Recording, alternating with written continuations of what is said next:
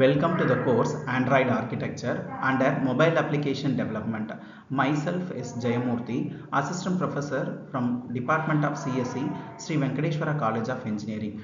Today we are going to discuss about this particular topic, Android Architecture. In this technological era, almost every persons in the real world are using mobile, that is particularly smartphone. In smartphone, the default OS are either Android or iOS, and some other OSs also there, and most familiarly using OS are Android or iOS. In the few years back or the mobile era beginning, there one more OS called BlackBerry is also participated in this race, but at certain stage that BlackBerry OS is not involved in this participation. As of now, Android and iOS are a booming OS for the mobile application. Under this, we are discussing today fully about Android platform. The introduction which deals are, this is an open source Linux based mobile platform, that is AOSP, Android open source project powering phones and tablets, TVs and wearables. Apps run in application specific processes and sandboxed by Linux UIDs. Through evolution, delving by art, richer APIs, application protocol interfaces, and modular system updates are there.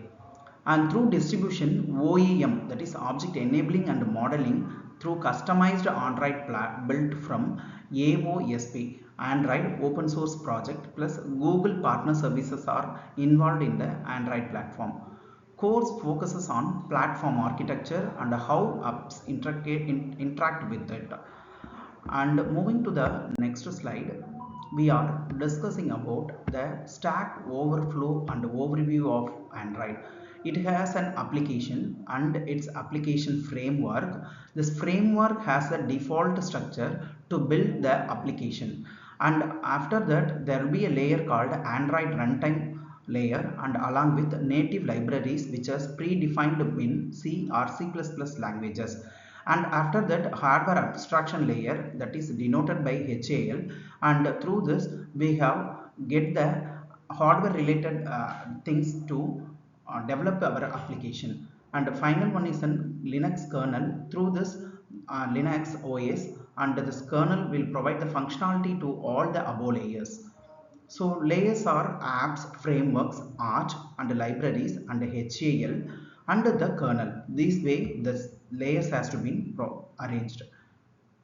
And some cross-cutting technologies involved in this Stack Overflow are binder IPC, that is inter-process communication, system services, and the SCL Linux enforcings are there. This is an reference from AOSP, that is Android open source platform project architecture, and Android in practice overview. Through this reference, this architecture Stack Overflow has been taken. And moving to the Linux kernel layer, that is responsibilities for process and thread scheduling, and this all belonging to our operating system based concept. And as a CS or AIDA students, we know about what is meant by thread and process and memory management concept, and also involved by power management, networking and device drivers are involved in that Linux kernel layer. And moving to Android specifics, it has a binder driver, that is inter-process communication, and that wave blocks, ASCIIs and LMKD, that is low memory killer daemon. In the security perspective, namespaces and CG groups and SE Linux and enforcing verified boot support upstreams are also involved in the kernel Linux kernel layer. And move on to drivers from OEM, object enabling and modeling vendors via stable kernel interfaces are included in that. And moving to the hardware abstraction layer, which is denoted by in short form HAL.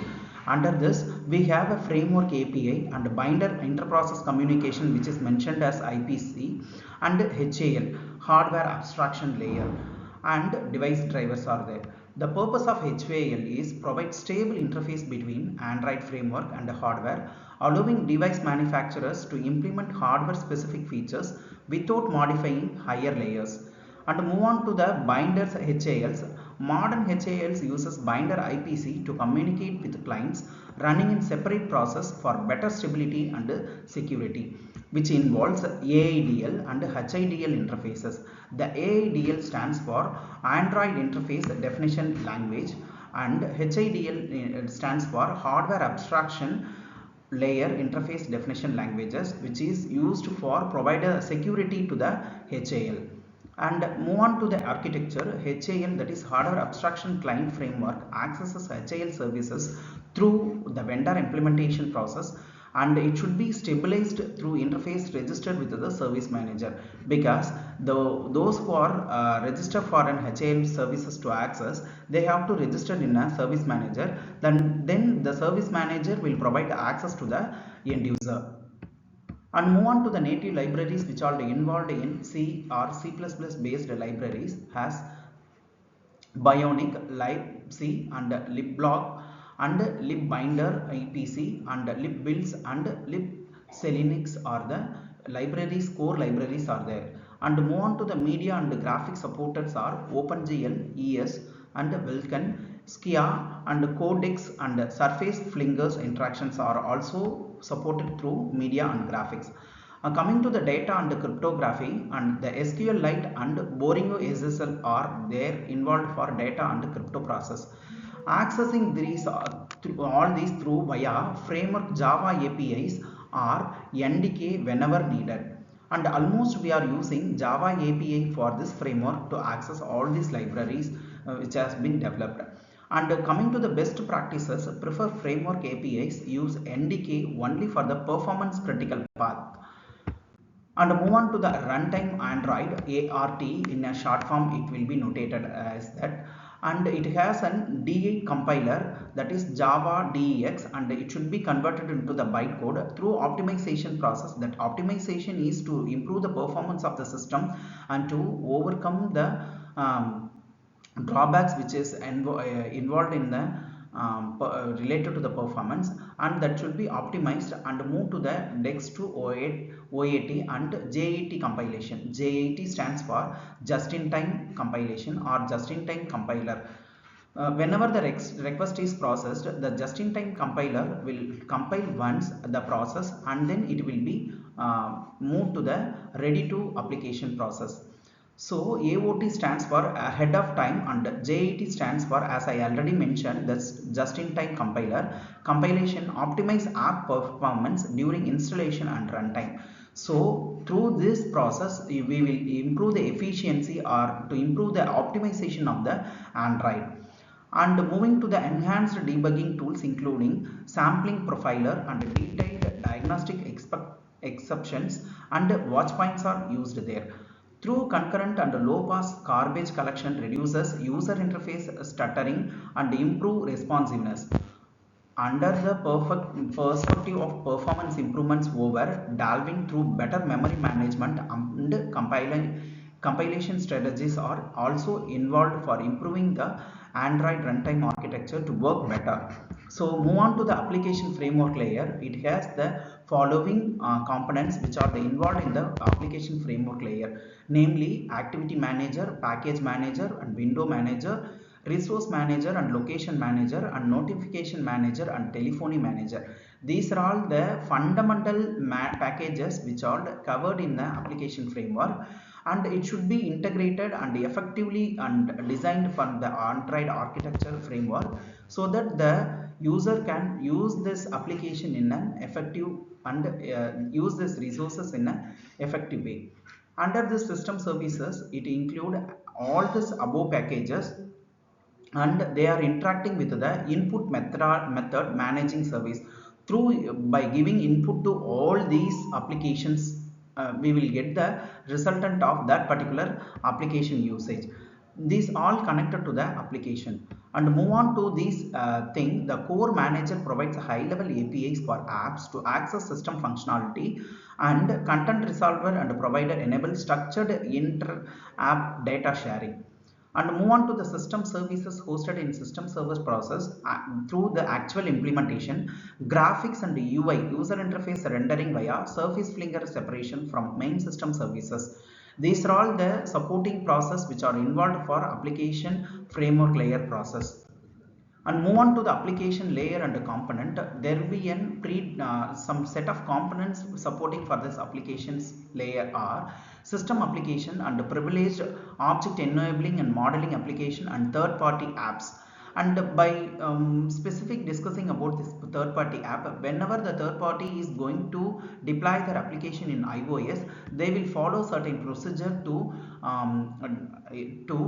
get this app into the Android environment. That should be in some separate topic we have discussed later. So move on to the activities in UI entry points and screens and services which involved in background operations and the broadcast items of handling the events through event intent filters. It should be handled, and the content provider will provide the complete data to the end user who is interacting with the framework.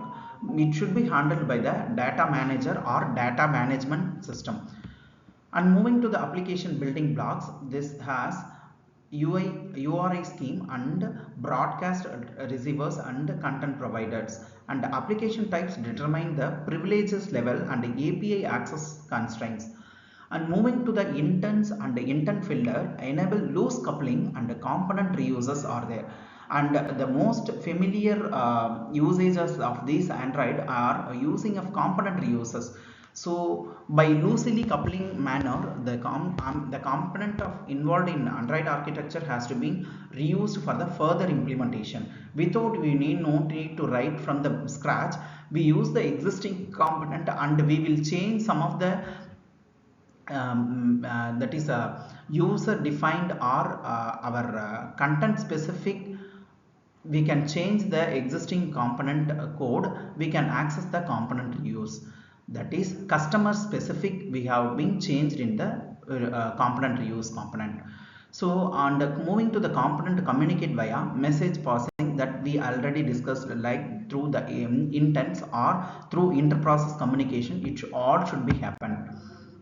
And move on to the activities and services which are involved in the Android architectures are on create, on start, on resume, activity running, on pass, and on stop, and finally an on destroy. In future, some more options are also maybe involved in this services and activity, because and day on day some evolutions are happened in all the technologies. Like we already like we all know that Android starts with the version A, and it will be keep on moving with the English alphabetical letter.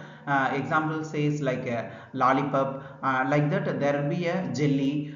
So there will be an n number of OS are introduced by the Android in a sequence of series through over time period. And coming to the started service and bounded service and foreground services, it has all it will related to the operations in the background independent of the component that started with, can run indefinitely triggered with the start services. And to move on to the bound services, it will be bounding with the client server, and it will be response to the request that should be dealt with the bind services.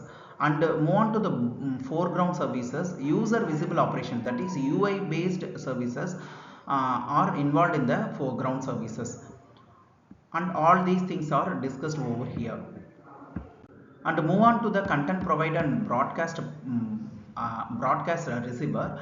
Content provider flow should be start from the application, and it should be in bidirectional to the content resolver, and then that bidirectional again with the content resolver to the content provider.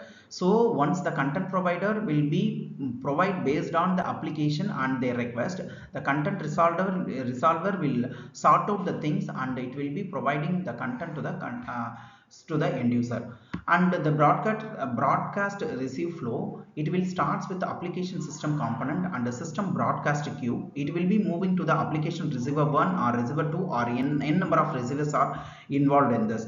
The common use cases are contact, SMS messages, media files, boot completed, and connectivity changes, and battery low. These are all the common usage content provider and broadcast receiver process. And move on to the content provider. It should be a structured data access via URI, that is CRUD, through content resolver, and the permissions are guarded with this.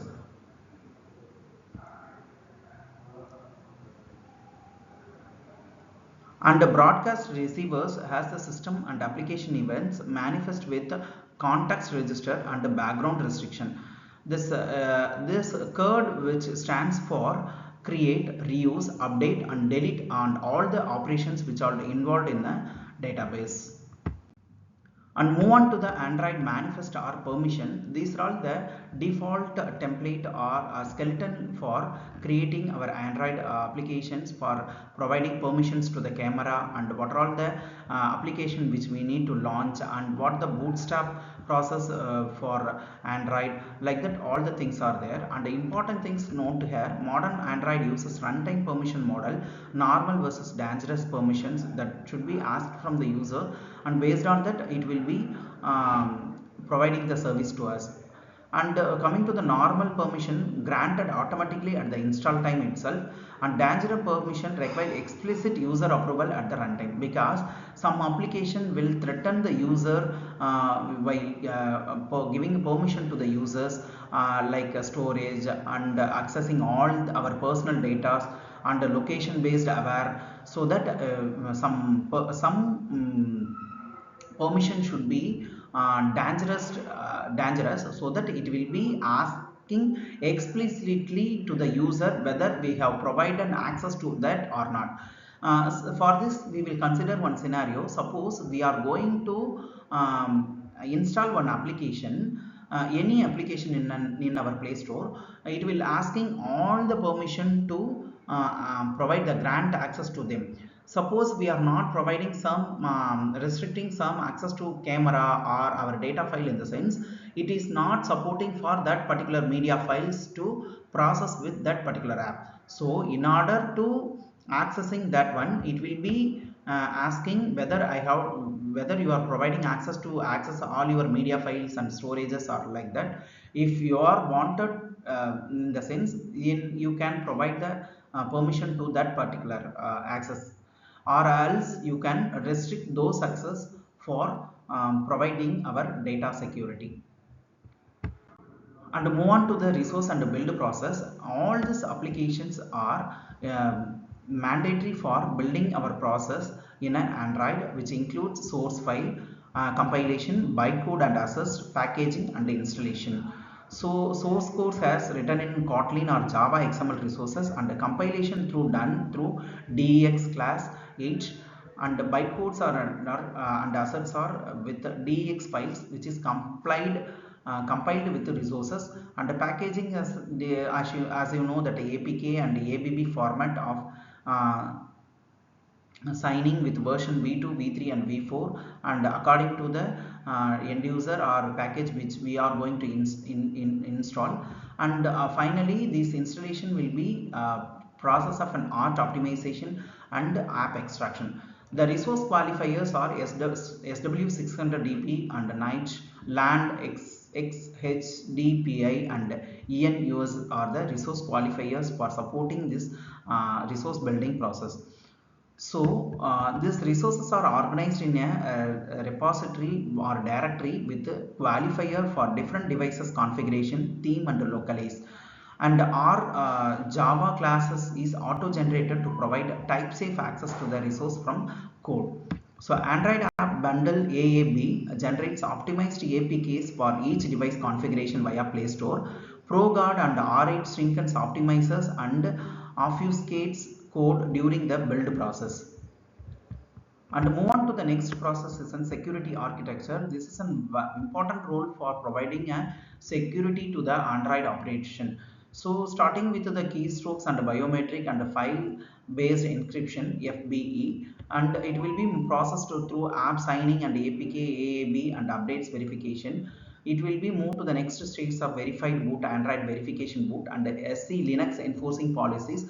And all these criteria are involved for security architecture to in order to provide the security to the end user, and getting the normal permission through installation time and a dangerous permission to the runtime, that we already discussed about that how this dangerous permissions will be hacking the user data, so that we can be aware of how what are all the application that we have to provide access if it is needed, or else you can restrict. That should be safe for our data. And move on to the special access. It will be an signature or system based. Through special request process, that special access should be done, and it will be all integrated with the Linux UID sandbox with the pre-app isolations are there. These are all they are mentioned over here, how they will be providing a permission to the end user like that. And move on to the summary of this overall Android architecture. It will be designed with a layer in mind that use framework services and avoid unnecessary NDK, minimize permission as we already mentioned, request at runtime and justify contextually, and respect lifecycle background limits, use work manager and FG services appropriately, and target latest SDK, keep dependency updated, and enable R8 Pro Guard sign securely. For interoperation, use content providers and intents over tight coupling or should be and best practices we have to follow during and while we are working or using our Android applications.